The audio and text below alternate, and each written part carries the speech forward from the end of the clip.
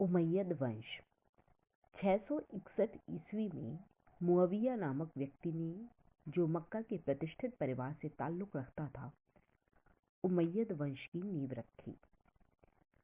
आगामी 100 वर्षों तक इस्लाम के विस्तार में उमय्यद वंश ने महत्वपूर्ण भूमिका निभाई।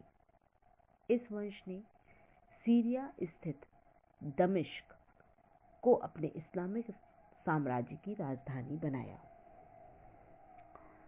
मुअविया ने खलीफा के पद को पैतृक स्वरूप प्रदान किया और अपने पुत्र यजीद को उत्तराधिकारी चुना।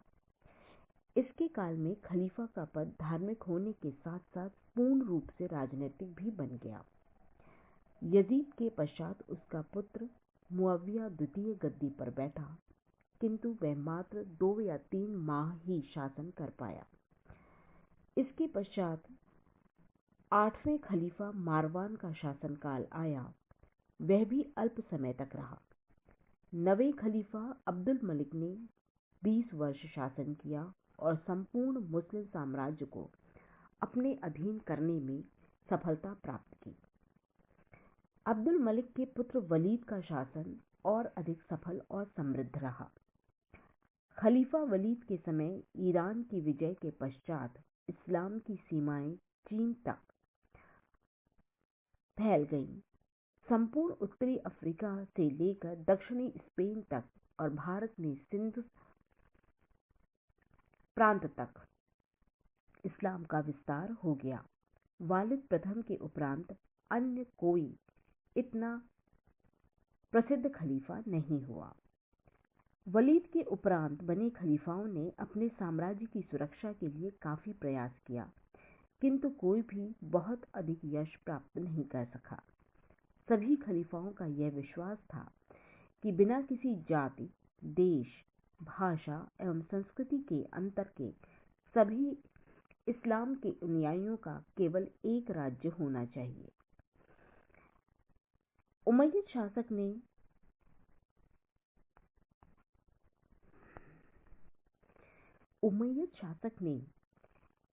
सभी समस्याओं का व्यावहारिक समाधान करने का प्रयास किया।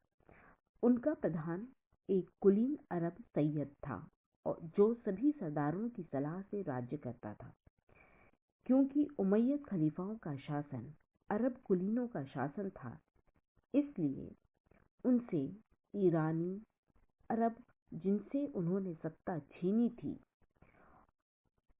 और जो पैगंबर मोहम्मद के कुरैश वंश के लोग थे और जो खलीफा पद के लिए स्वयं को स्वाभाविक दावेदार मानते थे, असंतुष्ट हो गए।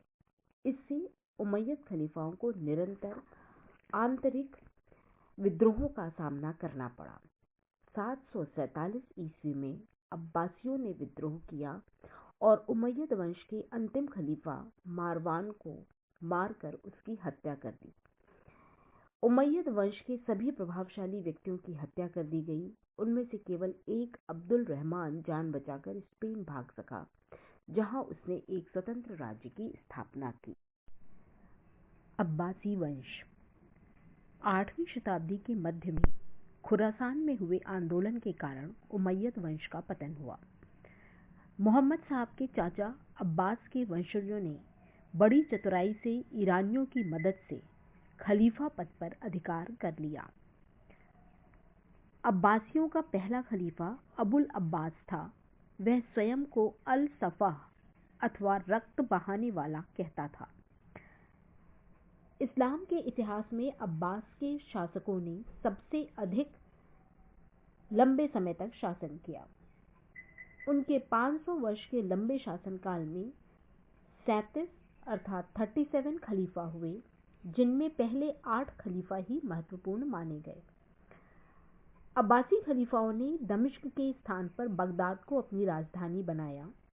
इनमें खलीफा अबू जफर मंसूर और खलीफा हारून अल राशिद अधिक प्रसिद्ध हुए। यद्यपि अब्बासी खलीफा इस्लाम के कट्टर अनुयायी थे, तथापि व्यावहारिक दृष्टि से उन्होंने गैर अरबों जैसे ईसाई, यहूदियों और ईरानियों को भी अपने प्रशासन में नियुक्त किया।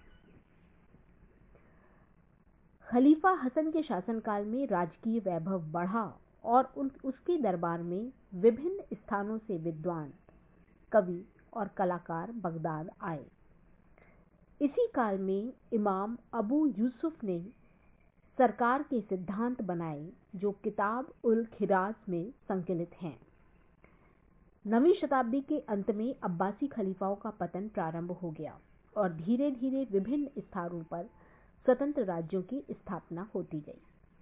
खलीफाओं के पास बगदाद और उसके आसपास का क्षेत्र भर रह गया था। 10वीं शताब्दी में कई ऐसे वंश हुए जिन्होंने औपचारिक रूप से खलीफा पद को मान्यता दी, परंतु वास्तव में ये स्वतंत्र राज्य थे। ये राज्य ताहिद, सफाहिद, समानिद, बुइद आदि थे। इस प्रकार बाद के दुर्बल खलीफा पहले अपने तुर्की रक्षकों, उसके बाद बुइद और सल्जुक तुर्कों तथा ख्वारिज्म के सुल्तानों के प्रभाव में रहे। 1258 ईस्वी में मंगोल बादशाह हलाकू खां ने उन्हें समाप्त कर दिया। अंतिम अब्बासी खलीफा अली मस्तसीम की हत्या कर दी गई। अब्बासी खलीफाओं के समय में शासन से अरबों का एकाधिकार समाप्त हो गया। इस्लाम के धार्मिक और धर्मनिरपेक्ष साहित्य का सृजन हुआ। यूनानी, ईसाई और संस्कृत साहित्य की पुस्तकों का अरबी भाषा में अनुवाद किया गया। अंतिम अब्बासी खलीफा के बाद बचे हुए वंशजों में मिस्र के मामलुक सुल्तान के दरबार में आश्रय लिया। सुल्तान ने उन्हें आध्यात्मिक अधिकारी के रूप में स्वीकार भी कर दिया। मिस्र के खलीफाओं का वंशक्रम 1517 ईस्वी तक चला और 16वीं शताब्दी में कुस्तुनतुनिया के ऑटोमन सुल्तानों ने स्वयं खलीफा पद की उपाधि धारण कर ली।